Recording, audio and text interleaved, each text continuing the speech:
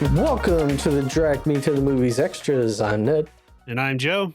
In this episode, we're going to do something a little unique. I'm pretty much going to go down through a list of cliches, call one out, and we'll talk about it. And we'll kind of get our thoughts on the cliche, whether it's, good, bad, overused, maybe underutilized. And the fact that it's a cliche probably means it's overused, but we'll talk about it. So, Joe, the very first one I want to talk about, infinite ammo in action movies. Yeah.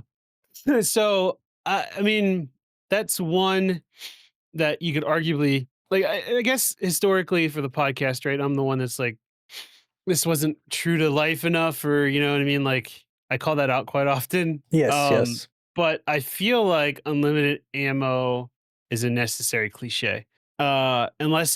Unless it needs to play into like an actual like honest to God like recreation, like war movies Hmm. and stuff like that. I would want them to play the ammo card in some fashion, Okay. but in like your Schwarzenegger films or Rambo or like you're not there for the realism of war or the Yes. Yeah. battle or anything like that. You're there for sick action, and Right.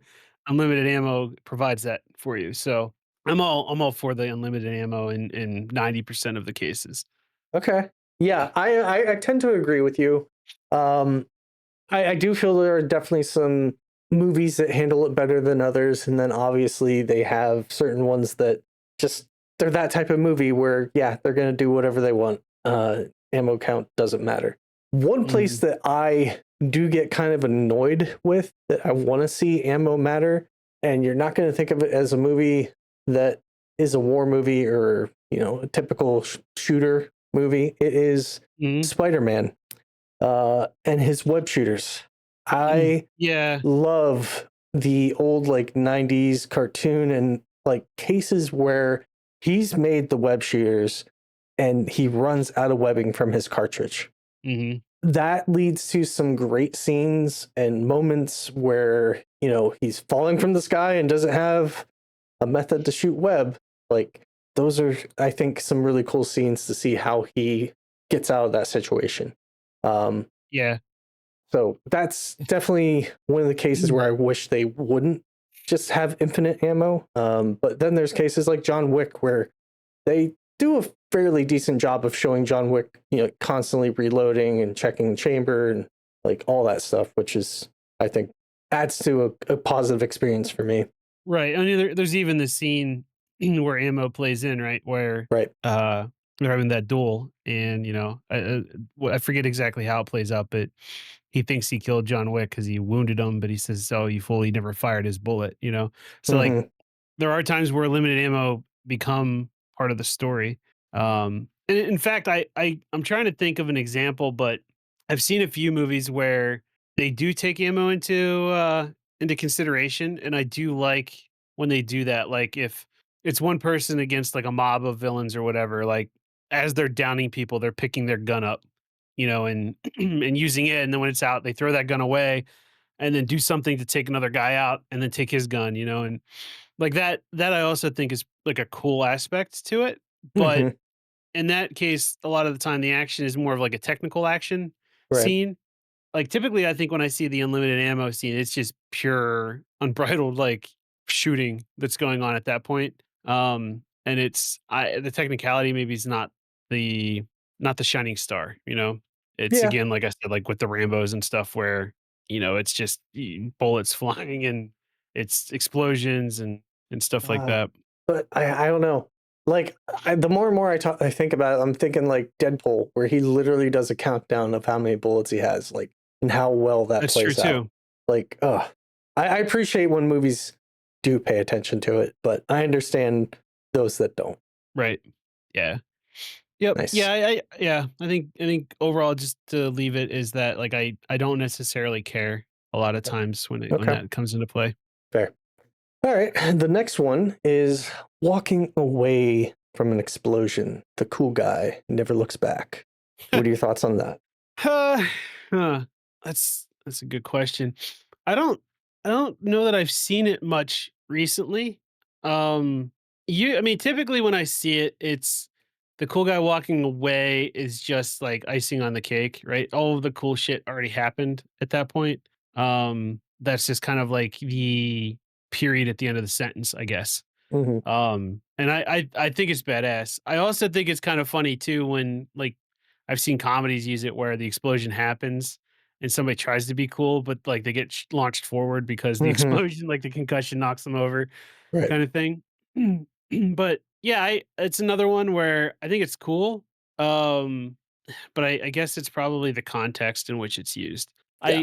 I don't necessarily like think like, ew, why did they use that or whatever. Because like I said, typically that's not like the the crescendo, that's the end of the scene kind of thing. Yeah.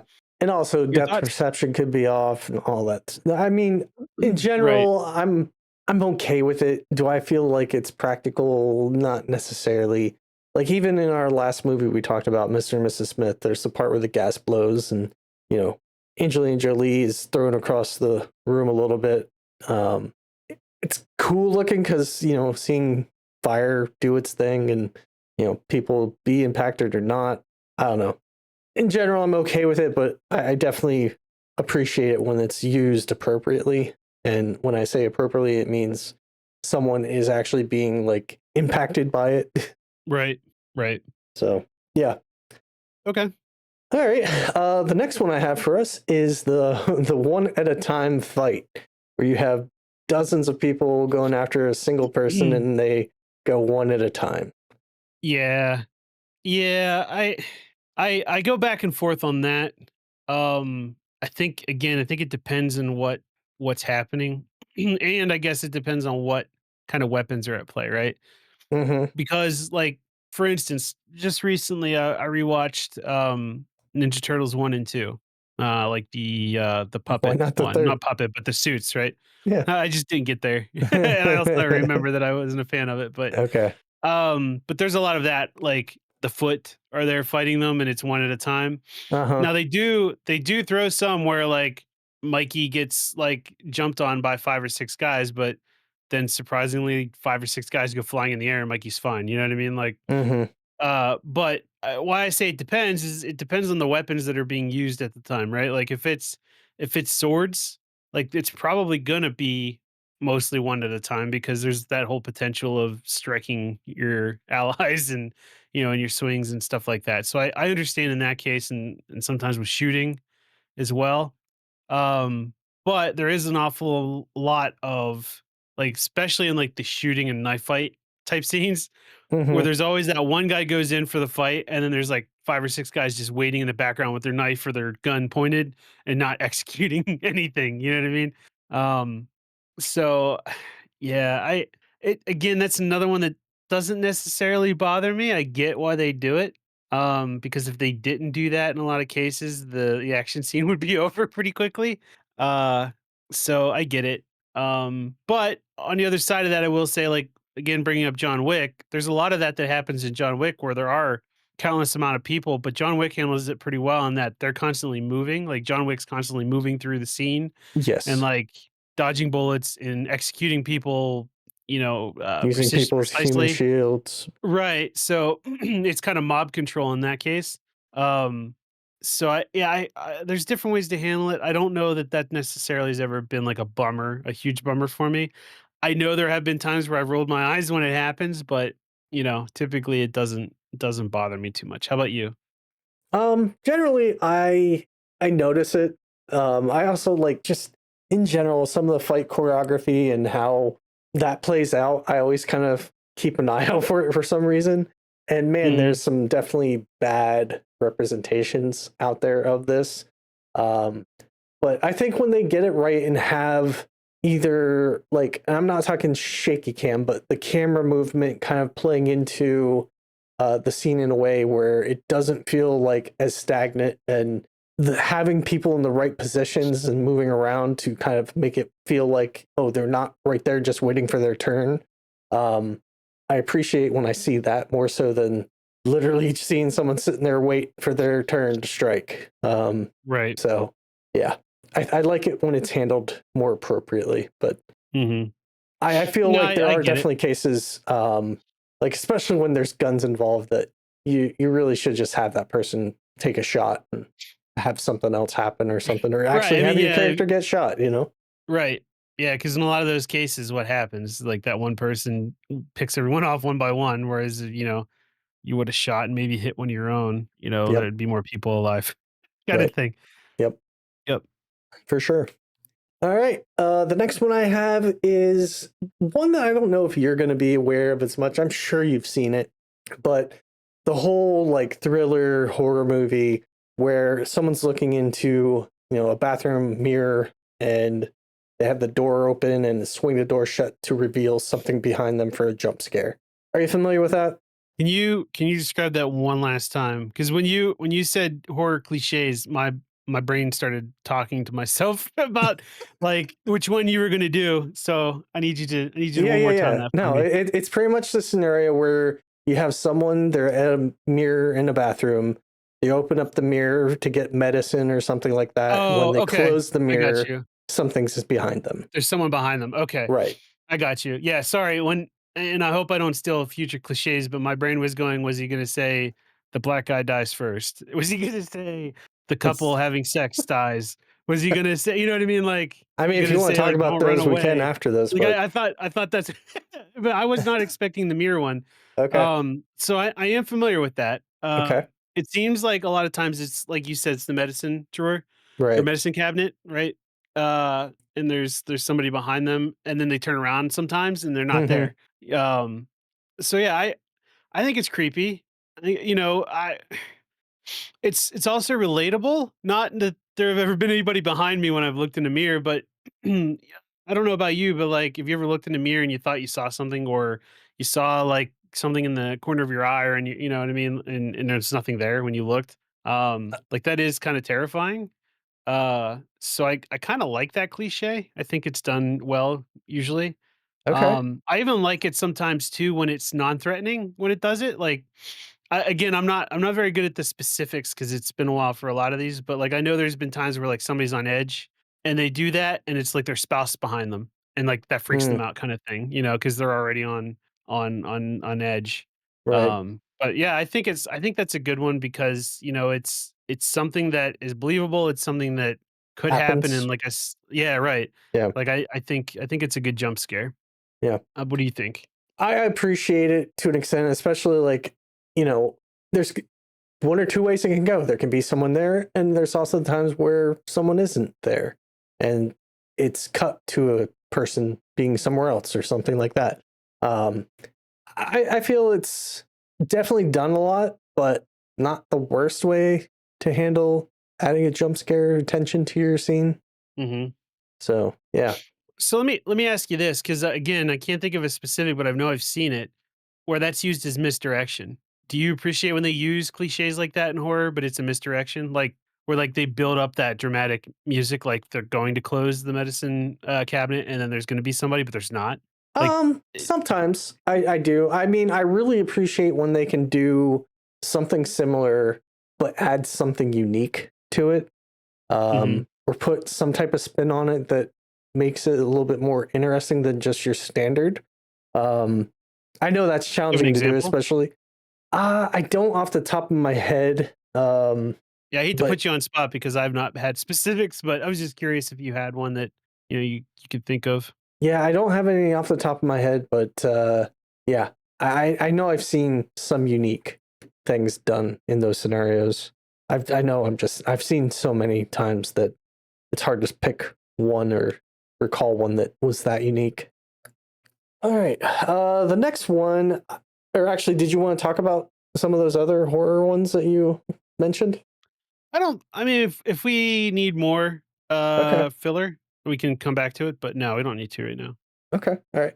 The next one I have is I'm getting too old for this. The whole cop 1 week from retirement Mm, thing. yeah, I was gonna say I was just about to retire. Yeah. At this point, I think when I see it, it's more of getting a laugh out of me, if Hmm. anything. I don't know that I necessarily are like, "Oh, I'm so glad he said that." Maybe it could be badass, but a lot of times if they say that, it's more of, I think, a nowadays used as more of like a nod at the original, or it's just it's just a fun thing to say. If they tried to use it as like a serious trope of like, who originated that net? I can't think of what film that was in, but Gosh, the one that I I can think, picture him. I mean, for me, it's Lethal Weapon. That's Um, it. Yeah. yeah, I was about to Donald retire. or Danny Glover. Yeah. So yeah, so I like that's cool. I think it would be badass if there was another where Danny Glover would say it again. Like, oh shitty, it's awesome. But whatever. Yeah. Uh but yeah, anytime it's used otherwise, I think I would either laugh at it or roll my eyes at this point. Mm. What about you? Yeah, I mean, generally, I kind of get the laugh out of it, which Mhm. is fine. I also appreciate it. Like the older I get, the older I feel. I'm too old for this shit, you know? Right. Right. That's a good point. Like I think I've said it more than I've seen it in movies Yeah, nowadays. exactly. So, yeah, I definitely feel it's earned its place, and I don't think it's overused. I think people, the older they get, the more they'll relate to it. Right. Yep, I agree. All right. The next one I want to talk about is the hero survives, a 50-foot fall without taking any damage. Are we talking like when you say hero protagonist Yes. in any form? Like, let's say, I think it was what, John Wick 3, where he falls from the building, lands down on New York Yeah. City street. And I then, think Tom Cruise does it a few times yeah, and there's plenty of the movies Mission Impossibles and that do it. yeah, again it depends for me on like what's happening. Like Hmm. if they follow the 50 and they don't take any damage, like there's not a limp afterwards at least Right. or a tuck and roll, uh, yeah, that is probably gonna strike against my, this isn't believable, side of things. Um, that being said, like, I do appreciate and, like, like the other guys Hmm. when The Rock and, uh, oh my god, who was the other guy? Um, Samuel L. Mark Jackson, Wahlberg? right? Oh, yeah, The No, it was Rock and Samuel when Jackson. they Yeah, yeah. jump yeah, they jump off and they say, like, Leaving "Aim for the their, yeah. bushes." Yep. Right.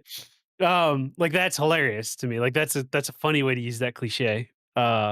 But yeah, I agree, like, a lot of times when that's used, I feel like that's a cheap way out of, like, moving the story on, you know? Even in some cases where they jump and they hit, like, an awning, Hmm. like, that kinda stuff to me even almost feels like a cheap way. Now, I've seen it used, and again, I'm struggling to think of examples, but I know I've seen them where, like, they do that jump out of a window and they hit, like, 12 awnings, but when they, like, land after all that, like, they're beat to hell. Like, they're not feeling good after that. Right. Like, that I don't mind, but yeah, to your point, like, jumping out of a tower into a bale of hay or something like that to me, it just feels like cheap writing to move the story along. Yeah. No, I definitely agree. I really prefer realism. I mean, there's definitely like anything that is realistic obviously can be spoofed and made into something funny, which I also appreciate. But generally, if it's not a comedy, seeing that have some consequence is what I prefer. So, all That's right. fair. Next up is a character is saved by a bullet hitting a pocket watch, Bible, something that they have in their pocket, essentially, or something Yeah. that was placed S there. so this one this one I'm okay with as long as the item had some significance throughout the film, right? It Even makes if it's sense to like be a there. minor right, even if it's a minor amount, like the Bible, right? That's that's been used a few times in like war movies. Somebody like put the Bible at their chest, to, keep God in their life and then the bullet absorbs it, right? Like Hmm. that I get. I understand that. The pocket watch, if like another thing, if it's like a war movie or whatever, and it's like, oh my granddaddy gave me this and whatever, or my my wife before I left for the war said, let this cross that I'm giving you protect you, and later on it absorbs a bullet. Like I'm okay with that. Like I get it. Right. Um, but like if it's just like this man was, out doing something and he got shot and like, oh, he happened to have his wallet in his breast pocket, but you never hear about the wallet otherwise. Like, why was it Hmm. there? Right. Like that I feel like is lazy writing. That's Yeah. plot armor. Agreed. But yeah, I guess I go with that one either way. If it's used properly, I'm into it. But if it's just cheap writing, then no, I'm not so much. Okay. All right. So this next one, well, I guess for me, I You agree. say what's on it? Like if it's earned, I'm good with it. If it's something that just shows up randomly, no, it wasn't earned. Get it out of there. Horrible movie. No, no, thank you. So yeah, the next one I have is kind of like the thing you've seen elsewhere. Bad guys who are expert marksmen until they're aiming at the protagonist and they miss every shot. Stormtrooper disease. Kind of, yeah. Yeah. Yeah, that's a tough one too. I guess again it depends. Like I mean in your example, the marksman being the best until they're not, Hmm. that hurts for me. Like that again feels like lazy writing to me. Yeah. Um Let them hit their if it shot. was right, if it was if it was like no names that like were shooting and firing, like even then I still like I know and we've talked in the past of like people outrunning machine guns and Uzis, right? Like how Hmm. are they doing that? Right? Like that they should not be able to do that. Like a stray bullet should have hit at some point. Yeah. Um and in that case, again, those are thugs or cronies and they don't have the training, so I can write that off. But yeah. Like I prefer in my mind where it's more of a strategic escape, like Enemy at the Gates. That's like one of my favorite movies. Hmm. And that one, two snipers, both highly skilled, and a lot of that's like a game of chess. Right. It's not necessarily one one's unshootable where the other one is, and you know what I mean, like stuff like that. I think they handled it well in that film. So yeah, in the specific case you're giving me of like two well trained people at shooting, one's unable to hit the other one just from pure, plot armor. I'm not into that. Mm. Yeah, I What about tend to you? agree. I really like, I appreciate it more so when that expert marksman, if they're aiming for a protagonist, they don't miss. It hits them maybe not exactly where they wanted to, or they introduce something that helps realistically play into Hmm. why he missed, then I'm fine with that. But like having someone who's a villain or antagonist that is played up to be an expert and have them just miss because he's a protagonist, no, that's not good. I don't like that. It's a Yep, cheap way to handle it. So, right there with you. all right, the next one I have, I think this is a good one. Every phone number starts with 555. This also for me kind of plays into every movie tries to work into Wilhelm scream.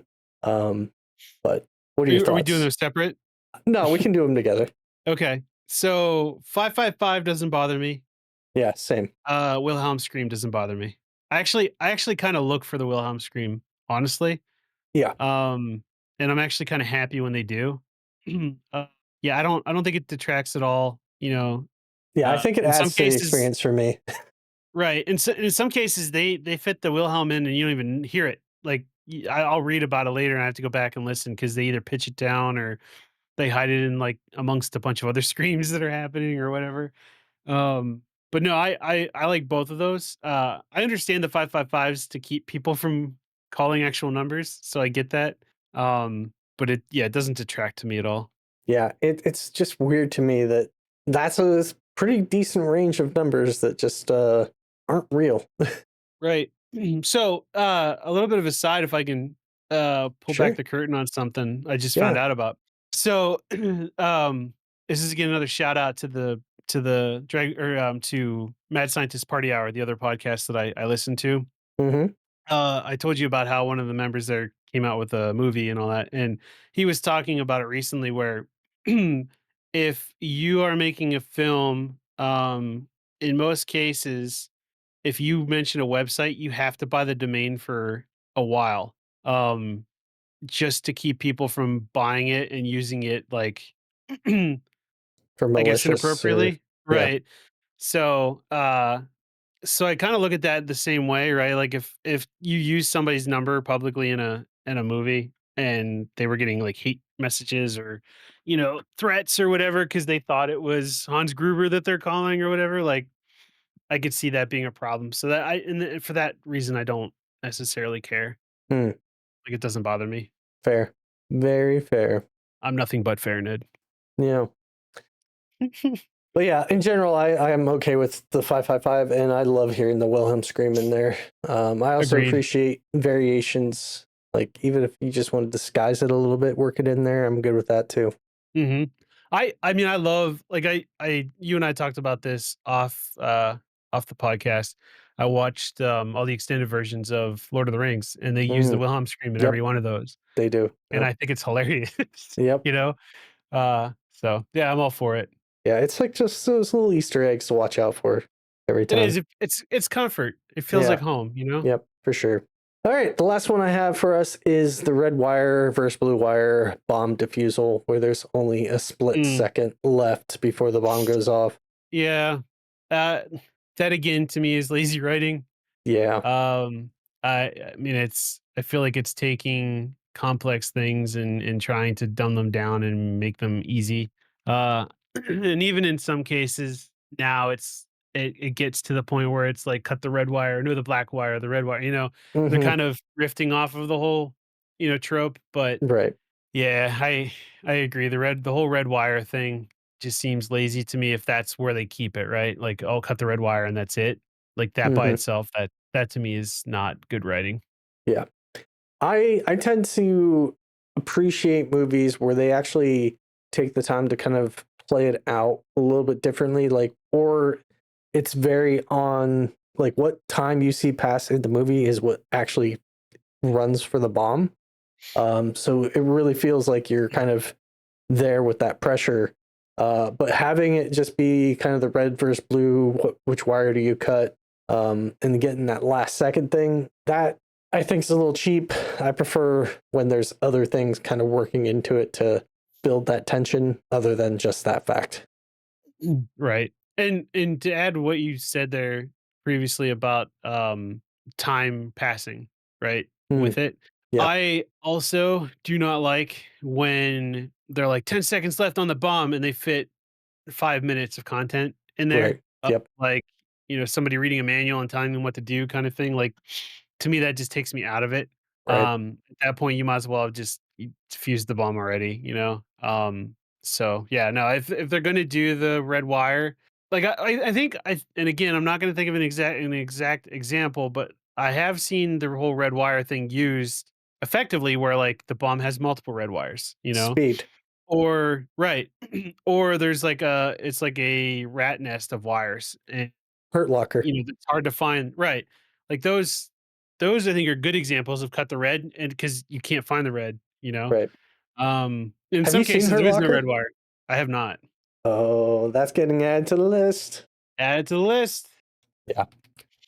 Well, nice. So I don't think we have any more to go over at this point, but if everyone enjoyed this conversation around cliches and you want to hear us do some more, I'm sure there's plenty more out there that I can come up with and we can discuss. So let us know if you like this content. And you can do so at The Movies Pod on YouTube or at To The Movies Pod on Facebook and Threads. And a reminder, our next movie that we're going to be talking about is Tron Ares. So, Indeed. Joe, thank you for joining me in this talk about movie cliches. You know, you saying that exit is kind of a cliche in its own way. You've What do been you saying mean? that every episode since No, we've started. I mean that's just a sign Quite the off. cliche, and I'm Not a getting cliche quite at sick of all. it. It's Okay, not original. so we need to switch it up. Yes, and if you have an example of one that you would like us to use, you can call us at 555-5555. Bombs exploding. Look behind you. Bye, everybody. Bye-bye.